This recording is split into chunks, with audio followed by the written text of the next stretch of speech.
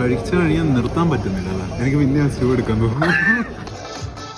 ഇന്നൊരു vibe wedding reception കൂടാനായിട്ടാണ് നമ്മൾ പരുമലയിൽ എത്തിയത്. ഇന്നത്തെ ഇവന്റിന് നമ്മളെ ഇൻവൈറ്റ് ചെയ്തേക്കുന്നത് നമ്മുടെ സ്വന്തം ഷോഫിൻ ചേട്ടനാണ്. പക്ഷെ മഴയൊക്കെ ആയിട്ട് കുറച്ച് ലേറ്റായി നമ്മൾ ഇവിടെ എത്തിയപ്പോഴേക്കും. കയറി വരുമ്പോൾ തന്നെ ഡിഫറെന്റ് വെറൈറ്റീസ് ഓഫ് ടീ ഇവിടെ കൗണ്ടറിൽ ഇവരെ സെറ്റ് ചെയ്തിട്ടുണ്ടായിരുന്നു. ഓരോ മസാലക്കട്ടനൊക്കെ കുടിച്ച് നമ്മൾ അകത്തേക്ക് കയറി. ദേ ചോക്ലേറ്റ് ഫൗണ്ടൻ ട്രൈ ചെയ്ത് പിന്നെ പോപ്കോണും കഴിച്ചിട്ട് നമ്മൾ ഫംഗ്ഷൻ നടക്കുന്ന ഹാളിലേക്ക് കയറി. ഉള്ളിൽ ഇവർ നല്ല ലൈറ്റിങ്ങും സ്റ്റേജ് വർക്കും ഒക്കെ സെറ്റ് ചെയ്തിട്ടുണ്ടായിരുന്നു.